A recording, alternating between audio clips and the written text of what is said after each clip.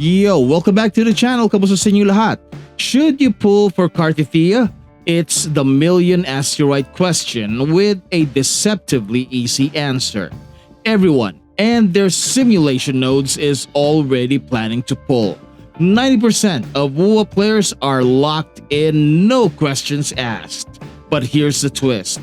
Have you stopped to ask why? Why are we all rushing headfirst into the erosion hurricane with wallets out and logic disabled? It's easy to follow the hype train, but what if Cartifia isn't your ride? What if you're about to trade flexibility for a front row seat to elemental codependency? Buckle up, we're diving in. So yes, you definitely will want to summon Cartethyia. Unless of course, you're one of those radical free thinkers who enjoys variety. Maybe you like having multiple functional teams, or perhaps you're saving for one of the 6 upcoming bannered units who all look like they've been legally declared unstable by the lore department. Maybe aero erosion doesn't spark joy for you, or maybe your GN has been pumping so much damage that he causes his own local weather patterns, making erosion entirely optional. Let's talk about what makes Cartifia so special. First, she's a Sentinel Resonator. That's not just a fancy title, folks. It's a declaration of war against the current meta. Jinshi set the stage in 1.1, taking the game by storm until Carlotta power crept her into the recycling bin. Now, with Cartifia stepping onto the battlefield, we are entering an era where being a sentinel basically means you come with a side of narrative marketing and a full course meal of power creep. If you have a story teaser in the game, congratulations, you're probably about to ruin the power rankings. Cartethia's kit screams AoE diva.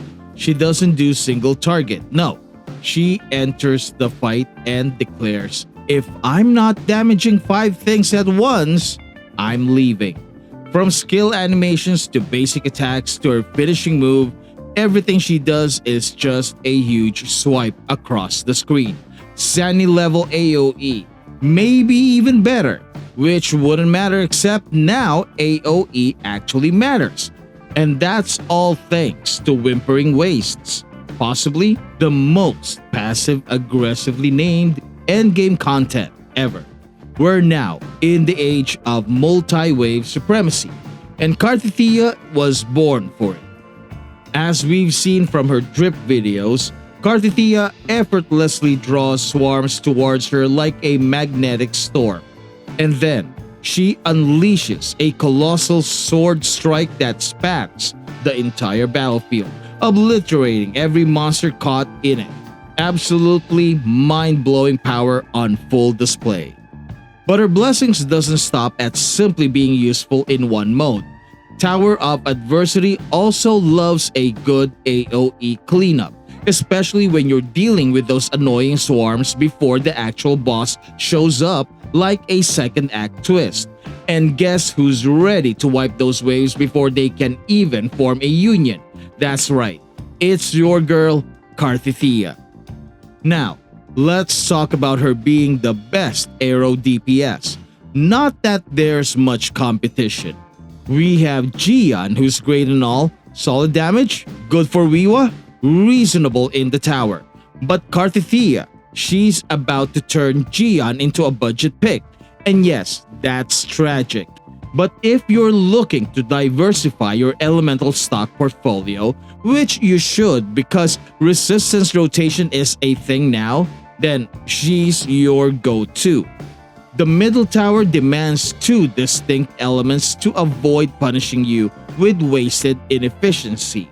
Left and right towers, lower resistance to lure you in.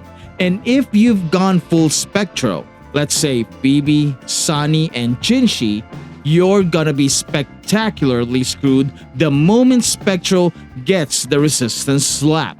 Cartethyia adds that much needed elemental hedge. Think of her as your damage insurance. But hold your horses because there's a catch. Cartethia's power, like all good things in Wuthering Waves, comes at a cost. And that cost is Chacona. Yes, the human-shaped erosion dispenser who's now somehow mandatory if you want Cartethyia to reach her full stack final form. You see, Cartethyia does this cute thing where she consumes aero erosion to deal more damage.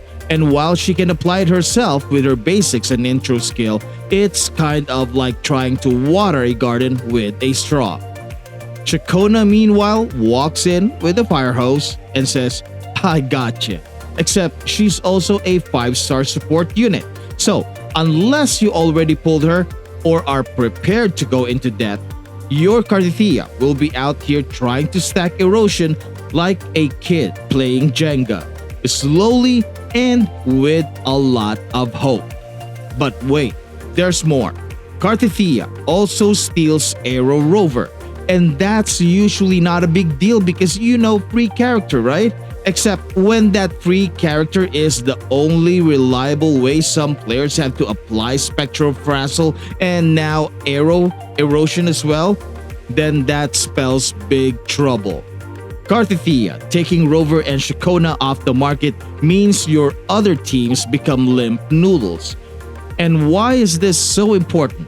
Because without a solid supply of aero erosion stacks, Cartethyia's nuke doesn't just underperform, it downright sputters. She needs those stacks like a firework needs a fuse. With Chacona and the Aero Rover in tow, she hits detonation mode effortlessly. Without them, she starts to feel more like a delayed detour than a DPS detonation. Clunky, sluggish, and struggling to light the fuse in time. And finally, we need to address the erosion in the room. Multi-wave content. The same thing that makes Cartethyia look good can also trip her up. Her reliance on stacking erosion means she's kind of like a damage layaway plan, which is, like great once it's all there, but if you kill things too quickly, she never gets to cash in. Chacona takes time to ramp up. Multi-wave doesn't wait. So yes, you'll probably still nuke the wave, but no, you're not hitting her damage ceiling unless you're fighting a sponge. One more thing, Cartethyia scales off of HP, and she means it. Her entire damage output is tethered to how thick her health bar is. So if you're not stacking HP like it's Black Friday, then you'll be doing it wrong. As for her ideal build, farm her upcoming best in slot Sonata. Crit on the 4 cost. Aero damage bonus on both 3 costs. And HP percent with that HP flat secondary for the 1 costs. As for substats, you will want to stack crit, HP, basic damage buffs, energy regen, and a little bit of liberation buff as well. The good news, that makes her incredibly easy to build from an echo perspective. HP echoes drop like candy. And the bad news, now that we've said that out loud, Kuro's probably plotting to make HP echoes for her best in slot set more difficult than your math finals exam. If not, then enjoy the free ride while it lasts. Now, here's perhaps the biggest drawback. There are currently no good alternative for her weapon. The closest is the 5-star Emerald of Genesis from the standard banner. However, since her damage only scales off of HP, the attack stats and buffs don't really give her much of anything. There are also no HP buffing 4-star weapons yet, so if you want to get the most out of her, you will definitely want to wish on her weapon as well. Unless if Kuro decides last minute to throw in a 4-star alternative. So, should you pull Cartethyia? Absolutely. She's powerful with a backstory so tragic, beautiful, AoE rich, and about to redefine the DPS ladder. But only pull her if you're ready to commit, and that means you are willing to invest on units and the weapon she needs. Because with great AoE comes great dependency. She doesn't just want to join your roster, She wants to become your entire elemental ecosystem. If you enjoyed this video, please smash that like button, subscribe to the channel, and hit that notification bell so you won't miss on future updates. Thank you so much for watching. Maraming salamat po, and I will see you in my next video. Goodbye.